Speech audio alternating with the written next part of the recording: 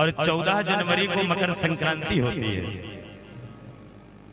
कहीं कहीं इसे खिचड़ी कहते हैं, कहीं कहीं इसे मकर संक्रांति कहते हैं, कहीं कहीं इसे लोहड़ी का पर्व भी कहते हैं। और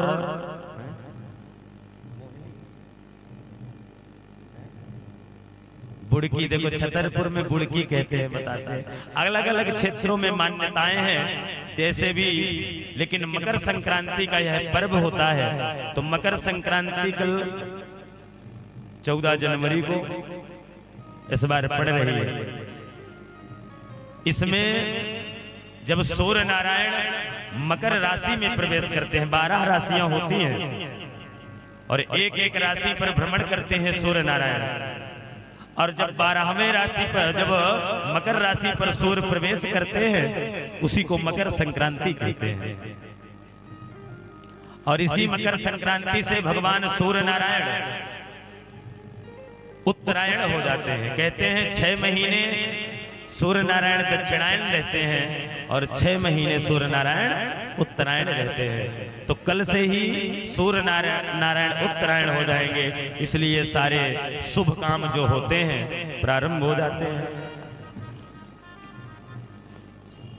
और जब सूर्य मकर राशि में प्रवेश करे, उत्तरायण हो जाए, उस समय कहते हैं जो शरीर का त्याग करता है, जिसका मरण होता है, जिसकी मृत्यु होती है, वो भी बड़े अच्छी गति को प्राप्त करता है। क्योंकि ये जो भीष्म पितामह जी थे, भीष्म पितामह जी को इच्छा मृत्यु का वरदान था कि जब चाहे तब प्राण को दे सकते हैं। तो बाणों की सैया पर पड़े थे, बाणों के सैया के कष्ट को सहन कर रहे थे, लेकिन भगवत भक्तों जब तक सूर्य नारायण दक्षिणायन थे तब तक इन्होंने अपने प्राण को नहीं त्यागा। लेकिन जैसे सूर्य नारायण भगवान मकर राशि में प्रवेश हुए और सूर्य नारायण उत्तरायण हुए, तो शरीर त्याग दिए। और इस पर्व में गंगा आदि नदियों का बड़ा महत्व होता है।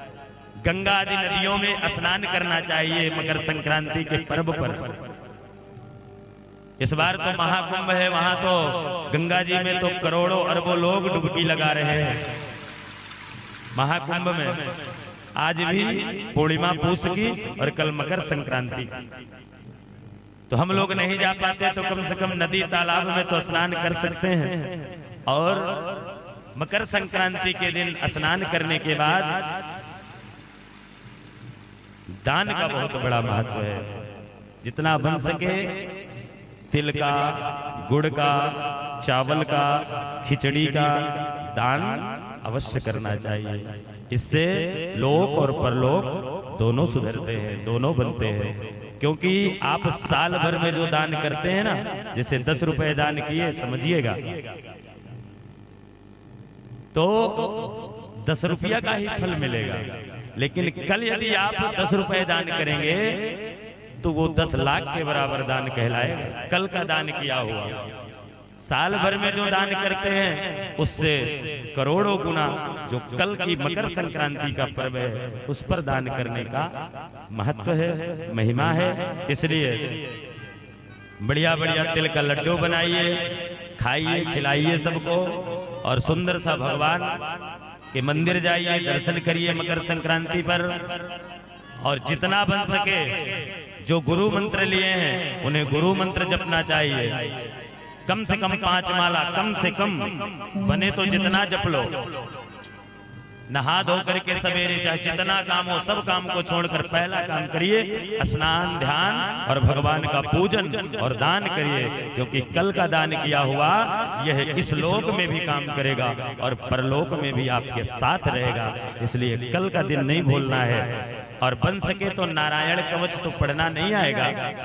जो पढ़े लिखे लोग हैं वो भगवान का नारायण कवच एक आता है, उसे कर सके तो कर ले।